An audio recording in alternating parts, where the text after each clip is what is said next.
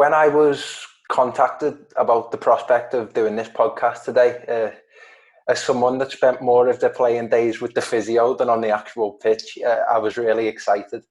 If you're interested in new technology in football, sports science and injury prevention, then I'm sure this conversation will be for you. Kim, thanks ever so much for joining me. To start, can you explain who you are, what you do, and maybe Vicon's mission as a company? Yeah, so I'm Dr. Kim Duffy. I am the Vicon Life Science Product Manager.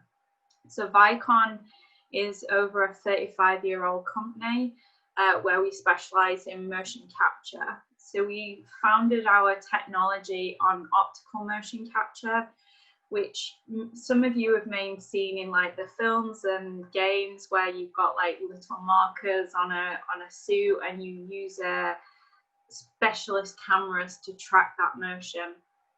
From our side, we're more interested in the life science, looking at tracking human movement. So can you look at how a person moves? Can you understand if we're able to improve their performance or injury prevention and things like that? So that's where we are in terms of the life science sector. So my job as a product manager is being able to try and maximize the technologies that are available to our users, customers, coaches, athletes, for them to be able to understand motion, track it in a very simple to easy use way, and provide features that make it easy for their day-to-day collection. Because obviously one of the things of technology, whilst it's great in terms of the amount of information we can get, we do know it can be time consuming. So we're trying to reduce that, make it as more efficient, getting that information from the like researcher, strength and conditioning coach straight to the athlete and coach to be able to use that data and use that information. So that's kind of part of my role, to be able to provide features that help that and kind of develop it over time. Can we incorporate new technology like wearable technology, apps that can be used in field that will help the athlete and coach as well? Interesting. That's, as I say, I'm really fascinated by it, and we'll definitely touch on that later. You kind of touched on it there, really. Like, when people think of technology in football, they think of different things. They think of, Hawkeye, goal line technology, and at the moment, of course, the ever controversial VAR. For me, it may be a signal of my age, but as you mentioned, I think of the likes of FIFA and sports video games. You see the footage that gets, that comes out where the players have markers on them trying to capture their movements to replicate authenticity. One of the things I didn't realize was the importance that motion capture plays in injury prevention and rehabilitation. In the paper that you guys sent me, if I remember correctly, I believe in January alone this year, it cost Premier League clubs a reported 16.5 million to take care of injuries. So when you think about that over the course of the season, that isn't cheap. And from a well-being and welfare perspective, with elite athletes such as Premier League players, optimizing their physical fitness must be paramount. Could you explain the role of motion capture and biomechanics when it comes to dealing with injury? Yeah, so that is kind of where biomechanics and motion capture technology really became to the forefront initially. It's more, as you said, injuries are not cheap. You've said you've had injuries. I also too have had injuries. So I'm a footballer as well and semi-professional. And during my early 20s, I spent more of the time getting treatment or in an operating theatre than I like to admit. And that is where, obviously, this is where this technology can help. Can we first, obviously, try and treat the injury effectively as possible and ensure we get in players on the pitch quicker, so like having a successful return to play. But then there's also the other side of the coin where biomechanics and technology, can we try and prevent it before it happens as well? So there's lots of different places that are trying to use this technique. So there's many different ways of doing that, where we can do it in the lab, for instance. So if we know players are a bit more vulnerable to certain types of injuries, so like players that have had previous ACL injuries, they're more likely to have like other knee injuries. So they might be kind of more classed as like watch players in terms of just making sure we're like monitoring them more closely. They might be called in regularly to kind of get assessments, just to kind of seeing how they're loading, like side cutting and everything. So we'd use a motion capture system with integrated force plates to kind of see where the forces are being applied as they're cutting out. So you typically have that collaboration, particularly especially football teams. The Premier League teams are normally associated with universities that do that. For Liverpool, using that as an example, Liverpool John Moores have quite high collaboration links with like Man United, Liverpool, Everton. So what they do is they've got a group called the knee injuries. That research team will, when these high elite players get injured, they'll get called in to be assessed by university researchers to kind of look at their entire biomechanics profile to understand where the injury may have occurred, like what possibly could have been the primary cause. Was it like a muscle imbalance, for instance? Was it actually like a external force as they've side cutted that's caused that like ligament snap? And then they'll help them, the coach and strength and conditioning coach and physio, to give them kind of more of a personalized training regime, because that's the key. Injuries happen and they're very hard to prevent, but what we need to make sure we do is personalize that rehabilitation and return to play, because not one rehab works for all. Yeah. So having that kind of monitoring and understanding like what a particular baseline is for that player, and this is where motion capture and biomechanics assessments helps that. So you've got kind of like the lab-based one, which is good in terms of having a controlled environment where you really in your early stages of the injury to understand and you've got that baseline to progress. But then that's not obviously monitoring your injury return to play when you get back on the field, and that's where sometimes you start getting those niggles. You're a player, obviously I'm a player, so getting back on the pitch after a long injury, you're so keen to play that you might not admit to your coaches, I'm bad for it, saying that, oh, I have got a niggle, I'll just kind of play through it. But having that monitoring whilst you're on those training camps, so using wearable technology to kind of at least have, for the strength and conditioning coaches, have that ability to observe that data whilst you're actually playing the sports in not a controlled environment. So how do you react to getting tackled, for instance? Where do you place your feet during a tackle? So having that information that you can use, that then, okay, you're very weak on here, you're not like hip flexors are not turning out right, we need to work on these exercises off the pitch and stuff. So it's a combination having both in lab but also in field technology to monitor. And this is where a lot of professional elite football teams and other sports are kind of trying to utilize into getting away from the lab into the field.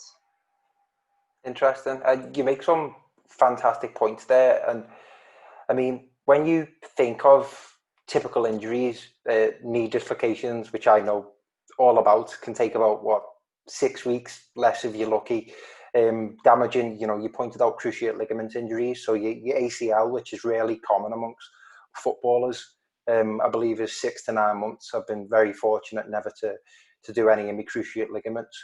But in an ideal world, say, would the work that you do and the technology at your disposal possibly lessen the time on the sidelines or the time out for the athletes? I mean, possibly. That's the ultimate dream. This is where scientists such as myself and other researchers are really wanting to get to.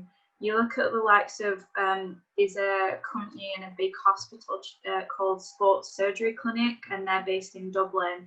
They have one of the highest footfalls of elite athletes going into that clinic to get their biomechanics monitored, not only for injury prevention but also performance enhancement.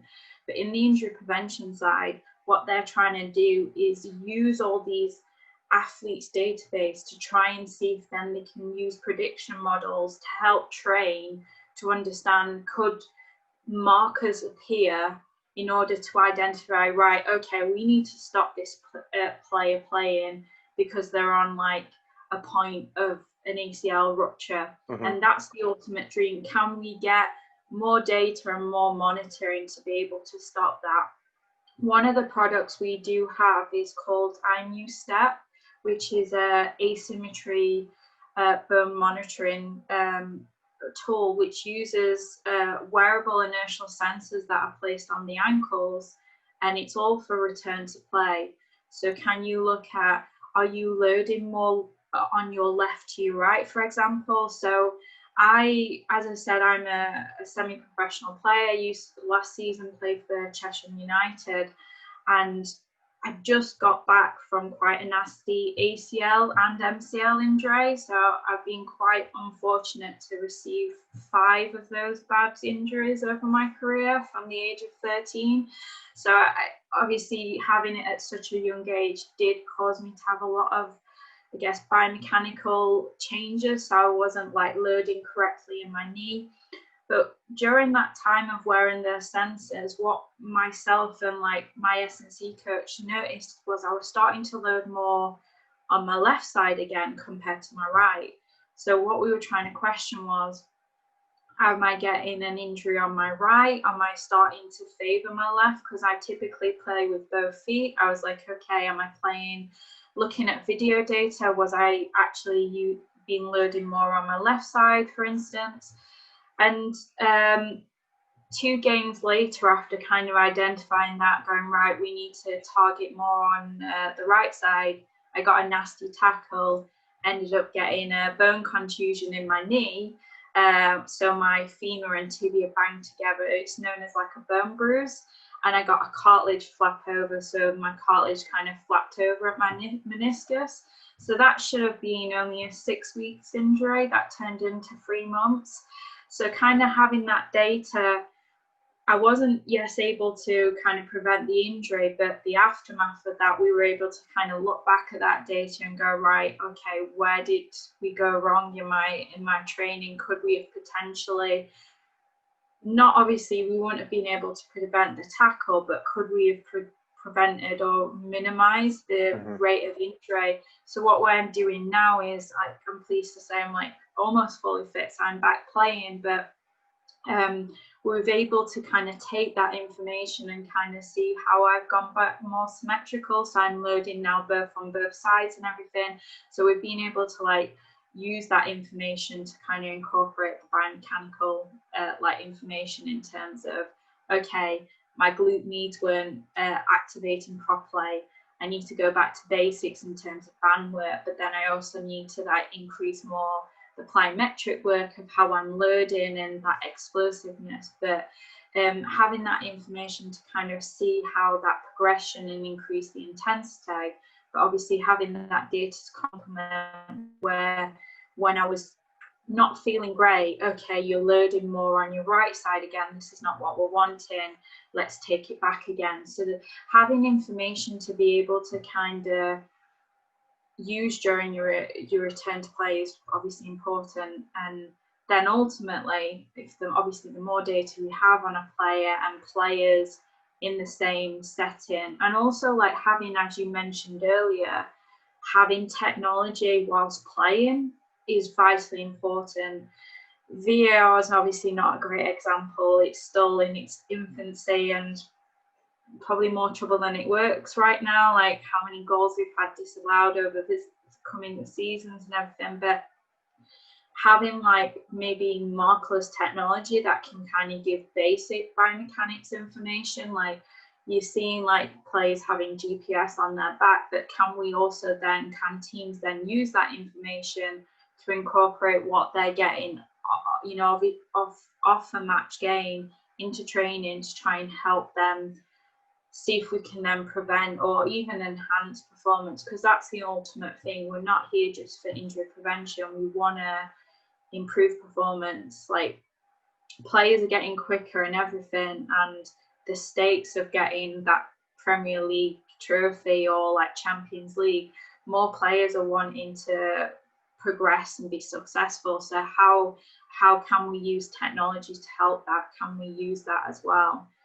So ultimately, to answer that question, I've very gone long-winded about it, but the more data we have and the more information we have in terms of what happens at injuries at like a baseline, where does that primary cause, hopefully we can understand it better to be able to treat it better. And I don't know if you've seen with your rehabilitation, but we've also evolved in the way we get medical treatment. Like, when I first had my ACL, I was 14, and they basically told me not to move my knee for like nearly 10 weeks. They were just like, keep it still, don't move it.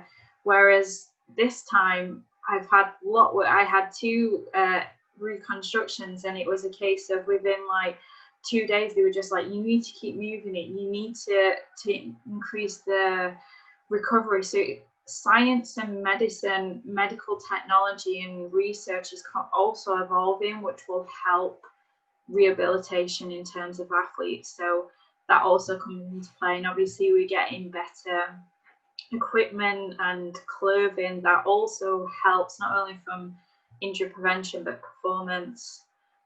Yeah, definitely. And don't worry about going long on your answers. This is what podcasts are for.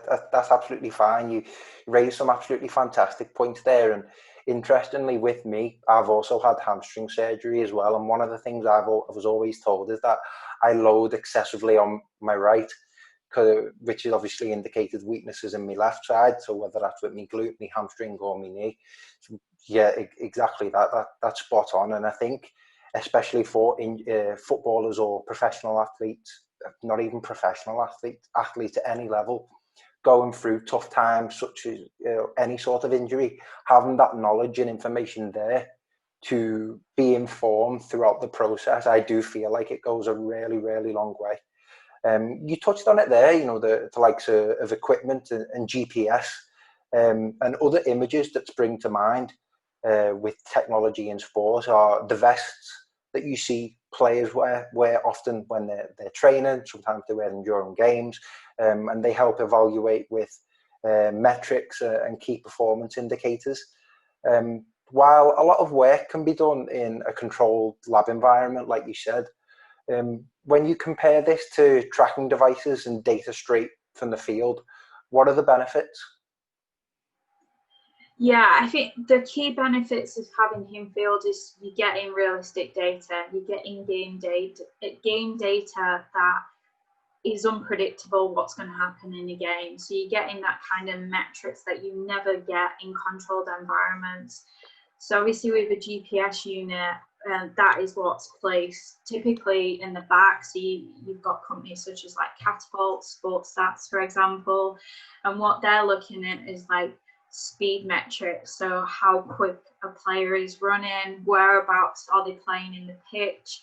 And obviously that also attributes to when you've got the commentators kind of seeing those stats at half time as well, like your pundits going, okay, you've got Wayne Rooney, he's playing as a number 10 role, but you see he's only like a tiny hotspot, so he's not moving as much. That's like one example. Or you've got just many players that you're like, okay, they're a striker, but they're clearly doing that high press. So you're seeing that kind of information. So that metrics you don't get with biomechanics, but what you don't get with GPS units is kind of obviously metrics such as like what's happening at a joint level.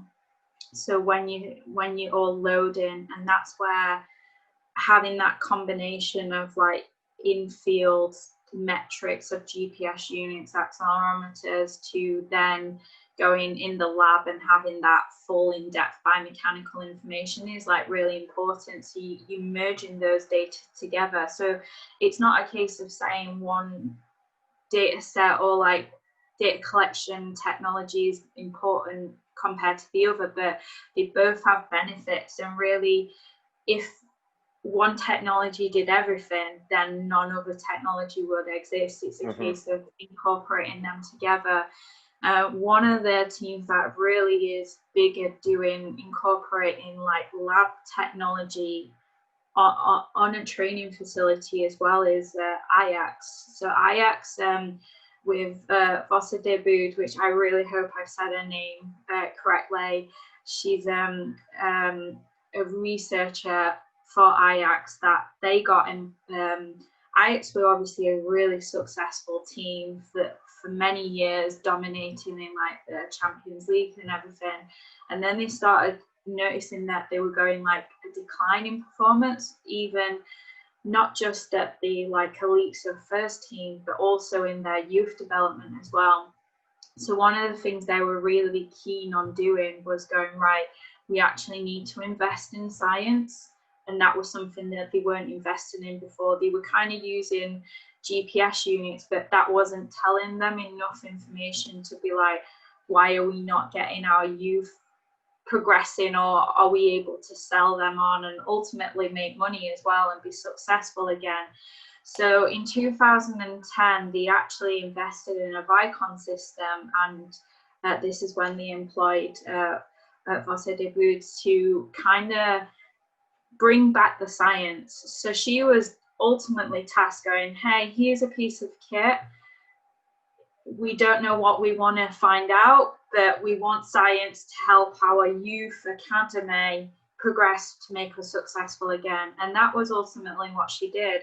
So they invested a lot of money in like a training camp, which is it's kind of like a air dome that they've put on top. And one of the things that's really cool about it is that it's got like oxygen variation, so they also can like stimulate training altitude and everything. So when they're traveling around the elite teams in these different environments, they're able to stimulate that as well. So obviously that's really good as well, that you're able to get players, yes, it's like an uncontrolled area, but it's still a football pitch that stimulates training in other areas and other environments.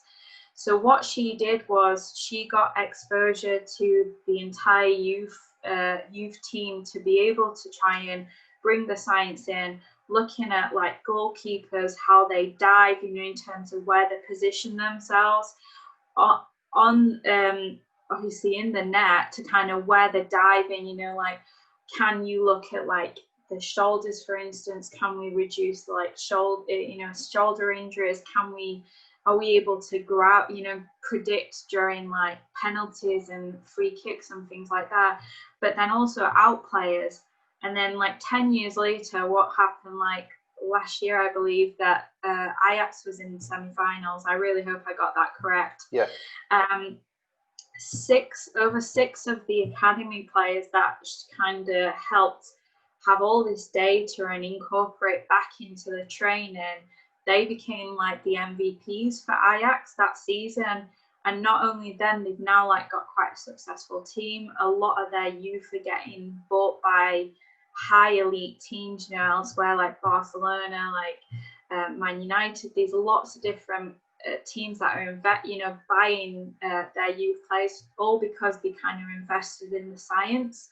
And since then, because she kind of got the buy-in from the youth and academy, she's then been able to get more exposure to the elite players. So originally I can't quote exactly how many minutes she was given, but it was like a few minutes being like, this is how much you're allowed to run on a scientific test. Mm-hmm. Now for motion capture, say if you've only got 1 to 2 minutes, you're not going to have even time to place markers on a person, let alone capture any meaningful data. But since then, she's been given more time to collect data on elite players as well. And I guess that's where they've been able to prove like having both in field and in the training camps being very useful for them to be able to kind of bring that technology, and they've got that investment on the league. Because I guess that's kind of brings back to where we said originally about elite players and how much it costs for injury. One of the, I guess, barriers for us to try and get assessment of them is their time is so precious. We have to justify everything we do on elite player. If you've got a player that's worth millions, you've got to really justify every minute that you're taking out their schedule, being like, this is worthwhile them doing. Like, I was very fortunate to work with the England Lionesses over the last couple of years in terms of doing their gait assessments and Reading women.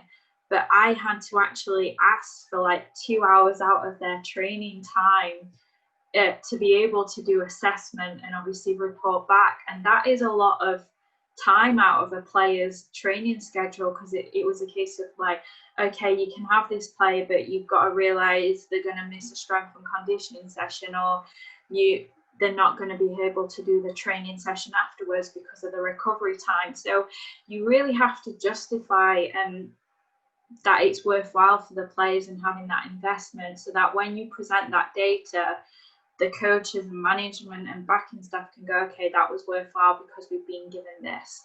And that's where, obviously, as you said, having the GPS and the big technology combined together is really useful for that buy-in. Most definitely. And that leads me to one of my other questions, which was, you know, as far as world football goes, I've always been a massive fan of Ajax. They really are pioneers in the game, you know, at a technical level. You know, you think of some of the names for me: Rinus Michels, an old manager, and of course Johan Cruyff, whose influence you still see in football today. So it's no surprise to me that they're very progressive when it comes to the physical aspect of things too. You did cover some of it there, but when it comes to dealing with the elite level, what are some of the obstacles that are in the way in order to create that desired working relationship at the top level? Yeah, obviously time is a big one, which I've touched upon. Investment in technology. So technology isn't cheap. So you think motion capture systems, they aren't cheap investments, and they are specialist equipment. So you not only you're investing in a piece of kit, you need to have someone that is able to run that piece of technology. You don't want to turn around to a coach being like, hey, we've got you this amazing technology worth £100,000, for example, but we now need you to run it. They don't need to learn how to run that technology, but you need like a biomechanist or a scientist that can run that system day to day, but then present that data in a meaningful way. As a scientist, we absolutely love the data, we love the numbers, but talking to a coach and an athlete, they don't care about those numbers. They want to know, going, what do I need to do to get better? What do I need to do to get quicker? And for that coach, they need to know is, okay, this player is injured. When can I get them back? When can I get them back at full contact? So one of the challenges for us as like scientists and biomechanists is trying to present that data in a meaningful way.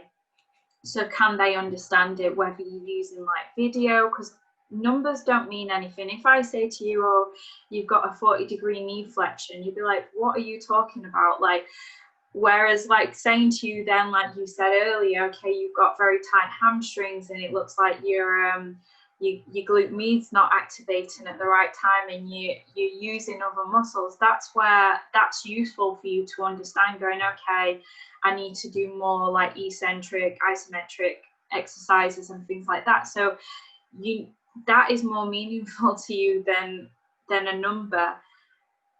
The other thing is the buy-in from the athlete themselves.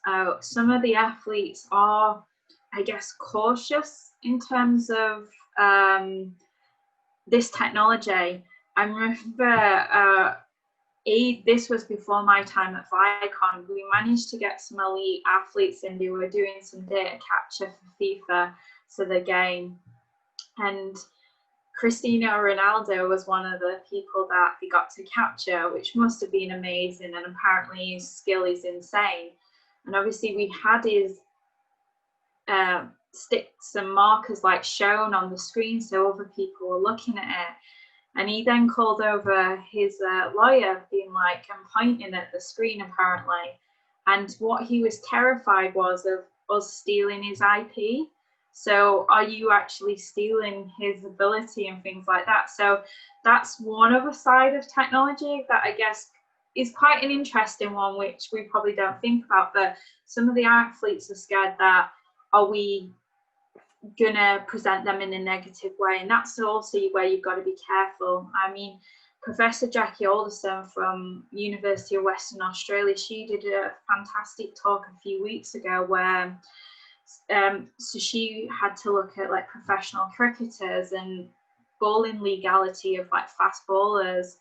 And one of the things like you have to be careful on is like how you place the markers and what biomechanical models you run. Could you end up ruining a athlete's career for making the wrong decision on the science you apply to that data, the data? And that's where us as scientists also have to be careful that we don't give the wrong data interpretation that could sway a decision completely different. And this is where obviously research comes into play, that we're able to validate our techniques and the models we apply to ensure we're measuring what we do and having standardization. But yeah, that's always one that makes me laugh whenever they said Cristiano Ronaldo was so scared that we were going to take his IP and steal his tricks. I'm pleased to say we didn't. But I think that's one of the things like some of the athletes do. I've been cautious of in the past, going, is this going to be shared to kind of like steal my information, or is it going to hold me back if I'm getting assessed from an injury? Does this mean like a person's not going to invest in me anymore? And that's not the case. It's the case for our side. It's a case of getting that player better and trying to prevent future injuries. So kind of understanding the root of the problem, because as you said, there's so many different reasons why we get injured. It could be like direct contacts, it could be indirect, but usually there's a reason why like women, or like women footballers, or even men that have ACL injuries, for example, why do they happen, and can we prevent them and stop other things causing that risk and try and reduce that rate? Yeah, definitely. That it makes sense, and I can't ever imagine a time where elite level football won't be so stringent and selective, really. You touched on technology there, of course, and innovative technology, of course, is without a shadow of a doubt one of the most important things in society, whether it's telephones to smartphones or radio to, for example, podcasts. The paper discusses a bit about access to the consumer through tech giants, and you see glimpses of things like this through the likes of Fitbit. What's the relationship like with big tech companies? Yeah, so with big tech companies, they're obviously starting to invest more in the technology as well. So not just, one of the great things about consumer products is the easy access for everyone. You see like everyone every day these days, like if you go running, how many people have a smartwatch on? How many people have like a GPS unit? They want to have more data. They want to understand like how they're running. They'll also use like smart apps to kind of understand how quick they're going to improve and have that monitoring.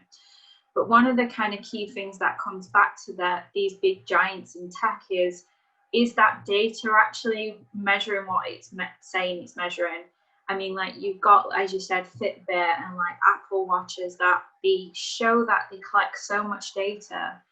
But as a consumer, we probably don't question as much, is that actually true data? I don't know. Like when I run my iPhone and my Apple Watch, I always get discrepancies in terms of speed and how far I've gone. So I always then have other data to try and I use a GPS unit, I use IMUs to kind of see if I can actually validate which one is actually closer to what being true.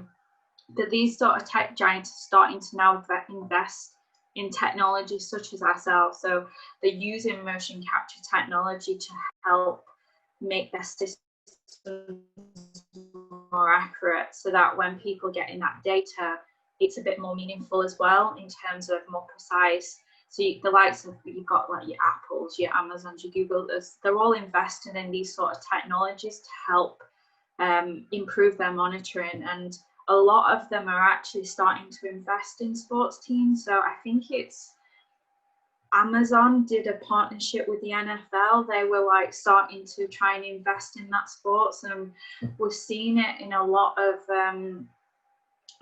big tech companies are investing in sports as well to help monitoring. So having, for example, in baseball, there's also a system called Hawkeye where they're starting to do more biomechanics, markerless motion capture. So using the Hawkeye video camera of what you track during the game. So as if we were watching it on our settees or whatever, the game, they're using that technology then to run basic biomechanics assessment. So these companies are obviously investing in that.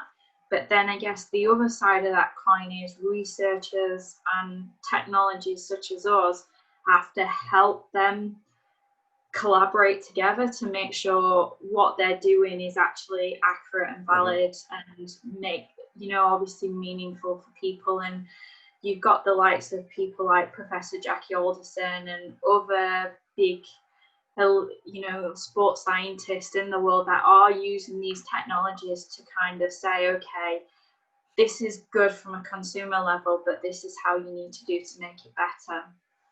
Yeah, that's understandable. And I mean, one of the things that caught my eye in the paper when talking about technology was the integration of the likes of augmented reality and virtual reality. As you mentioned there, I think that you're coming up against a factual representation of the data, whether it's reliable and whether it can be repeated.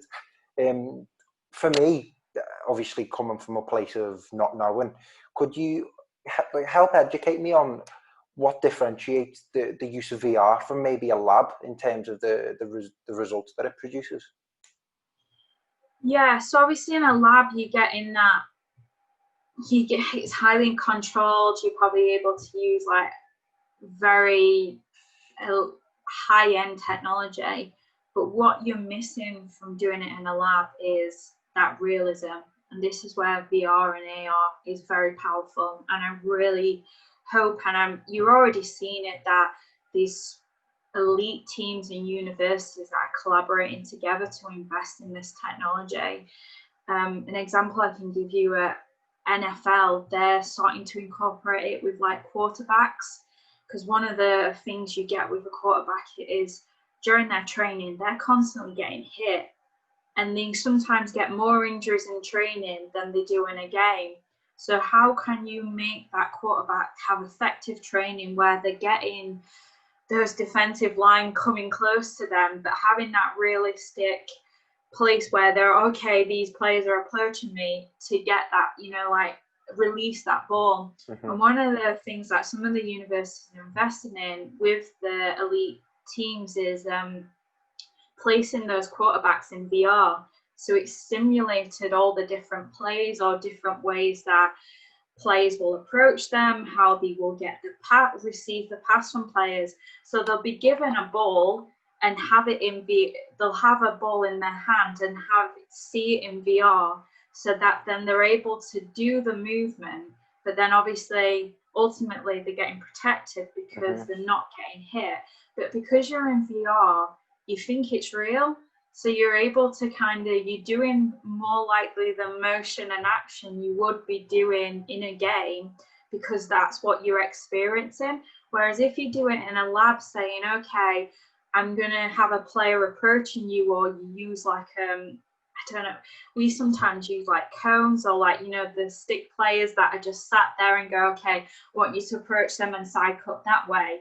Whilst you're getting that, you're anticipating, that player's coming to you, and that's where you get in that unanticipation. You don't know what's going to happen, so you get in that reactive element. So that's really good that you're able to get that information. And this is really where, as you said, sports teams, universities starting to invest in using these VR systems to incorporate in their like training to be able to get that. And that's another way where when you've got injured players, getting them back early so they can do like gameplay scenarios, but VR, you could have it where before injury, for example, you might simulate a gameplay, have them in VR and basically replicate it and see how they like react to it and then step it up. Okay. Which is really cool. Yeah, definitely. And I was going to say, like, that's pretty much answered the question in that it replicates the situation but minimizes the risk. Because as you say, injuries can happen in so many different, circumstances that taking that out of the equation entirely, it's only going to benefit the athletes. Just two more questions, if you will, because as you mentioned, there's sort of like an equal importance on lab-based experiments and of course on the field of play, and they are interdependent on each other and equally as important. How important is research in all of this? I think it's massively important because that is where you get in the validation and the standardization of how you should capture that data. But ultimately, as the research side needs to tie more closely into the elite world, we're fortunate that we do get exposure to them, but having a bit more collaboration with these teams, or actually having elite teams investing more in the science, so having a specific science team that rather than just relying on universities, there are teams that do it. We've already mentioned Ajax, but then you've also got other clinics that collaborating as well. So you've got like London Podiatry and Imperial London College that are working with like Tottenham, West Ham, Arsenal, those teams that they're able to kind of get more of a foothold into those players. And I think that's the key, having that investment, being like, here's the evidence from the science, but being able to apply it in a simple way. But then research is obviously a big part of that, but then also the technology companies such as ourselves also have a big role to play to make the technology more easier and accessible to players. So can it be more easy to set up? And this is where we've touched on it earlier, but wearable technology can really come into play. Simple setup, immediate feedback, having real-time feedback where coaches and athletes can use. So that kind of ties in that they might go, okay, this is more worthwhile as using, so we're going to incorporate more researchers into this because they, like, we can do everything in field, we can do this on the training camp rather than just going straight into the lab. That's the key where we need to start going more into getting more away out of the lab onto the field where it actually happens. But obviously it's still important having those lab data collections for like when we've had real injuries, but being able to monitor our athletes more often is obviously really important. And when they're injured, can we monitor them day to day? I know, like, I'm sure you're the same, but when I was a bit younger, certain exercises where they're like, okay, you need to do these 4 times a day, and I'd be like, yeah, I'm gonna do them, and I might have done them twice. And yes, this attributes to me where I am today because I didn't listen to medical advice sometimes, and I'd be like, oh, I didn't do as many reps as I should have done because I got bored. But having that monitoring, that those like the backing staff can be like, okay, we've seen that you didn't do these exercises, or you're doing these exercises, but we're seeing you actually doing quite a lot of other activity that you're not telling us about.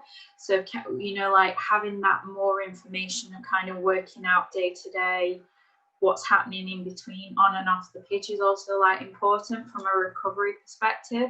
So this is really where technology is becoming more powerful. It's becoming more cheaper, smaller, and I guess easier to use. And as apps and technology improve, that's only going to get better. And hopefully we can get greater technology analyses rather than VAR in, and hopefully that'll get better, because the annoying thing is it's really powerful. It's just the way it's used right now is not correct. And this is where research comes into play, having it more intuitive and easier to use, so it's not taking as much time, because that's the problem with VAR at the moment. It should be very quick, it should be very streamlined, that you shouldn't have to be stopping game time to run off the pitch, the ref to look at a screen, to run back on, to check with the third, the refs up in the stands, like re-watching the VAR to kind of get that validation. It should literally be a buzz on the watch being like, that's a goal, or no, this is a foul or a penalty. That's where we need to get that quick instant feedback, and that is going to get there. It's just, as you said, it's that investment, not only from researchers but the elite teams as well. And I think it's happening. They're slowly realizing that investing in science is worthwhile because you get that investment. You look at, I'm sorry to say this, but Liverpool, like how much they have invested in the science over the years, like their academy is, it is really good. Ajax, they're putting that investment. Even Everton have had one of great youths that have come through their team with the academy. And that's because they've actually invested in like science and technology to be able to help that. And you do get those returns if you're putting it in. It's just kind of seeing, I guess, the bigger picture from those teams, that you do have to make those investments to see the rewards. And this is where obviously the science and research comes into play to help validate that. 100%. I mean, I was having flashbacks to me hamstring rehab when you were talking about getting told off for not doing enough reps. I'm paying the price for it now. But to finish up the podcast now, and I've really enjoyed talking to you. It's been an absolute education. But the letter has things like predictions for 5 years into the future and whatnot. And one of the things that jumped out to me was biomechanical principles will become principles for athletes and fans alike. How so? And what are your predictions for the future when it comes to the sector? Yeah, I mean, it might be a little bit further on than we originally predicted because of COVID, and that's kind of put a kind of stamp in the works for in-fan technology. But we're kind of seeing it a little bit in athletics, where if you're in the stadium or you're watching the Olympics at home, you're kind of getting those replays with how close they are to the line. The way we kind of were envisioning it is, as you said, there's like that biomechanics information. So using markerless like tracking of those athletes, and then you get in, okay, predictions like information like how quick they were, so how many miles per hour did they run, what was their cadence, and then you're also getting that information, like you said, the stats that you are getting from the team. So like footballers, you're seeing how far they run during the game, kind of what regions they are. So you can imagine that that's going to start playing in the stadium. So you're getting that more interaction with the crowds in the game, because sometimes you get that when you're like on the sofa, because you see it in Sky Sports where they show that, but you don't always get that when you're watching it live. So one of the things like a lot of teams and bodies are wanting to get is more information to the people that are watching it in the crowd, because some of them, you see that they're constantly on their phones looking at their stats, but if it's being played in the stadium, they feel like they're getting that information without having to constantly look down at the phone. So obviously that's one kind of good part of that. They can kind of see how their teams are going, how the players are getting on as well, and they're kind of getting more feedback there. And also that obviously helps with the coaching staff. If they're getting more real-time feedback, can they potentially make changes that they originally weren't doing? So if they're getting like stats information from the opposition, for instance, of like, okay, we're getting really crammed in the middle because that's where the hotspot of players, can we like change our positions as like can we go more for from standard 4-4-2 to like a 3-5-2, like having that change in positions? Could we actually mix our players and actually switch them because that play is getting closed down more? Can we, so can it help in-game decisions as well, like for the manager and coach being like, okay, let's take this player off because this player seems to be a bit sluggish than normal performances day to day on a game. Like, oh, they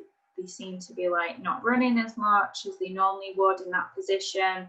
Does this mean that they're injured? Have they got a niggle? Let's take them off. So I guess it's a combination of having, as you said, having information as a fan to kind of get more information on their favorite players, how quick they're running as well. And then I guess that's then those players will those fans will then be going on Twitter going, oh, this player needs to come off because they're not working as well, or, you know, that sort of side.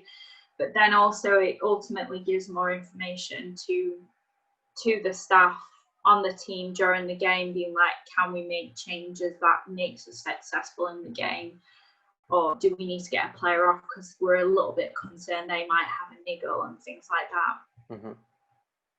Yeah, I mean, in my opinion, I think in any field or in any sector, at the end of the day, knowledge is power, and the more information that people has, the more it'll serve them as individuals better. And of course, as you've outlined several times, you know, collectively as a group, as the athlete and as a squad, it goes a long way. I just want to say, Kim, it's been a pleasure to talk. Thanks so much for your time. And in regards to any sort of progressions in the field, you're more than welcome to come on in the future and discuss them on the podcast. Great, thank you so much for having me. I look forward to listening to it back, and congrats on the podcast. It's really interesting. I've listened to a few of yours, so it's really good. Thanks, that means a lot. Take care. Have a good one. Bye. Bye.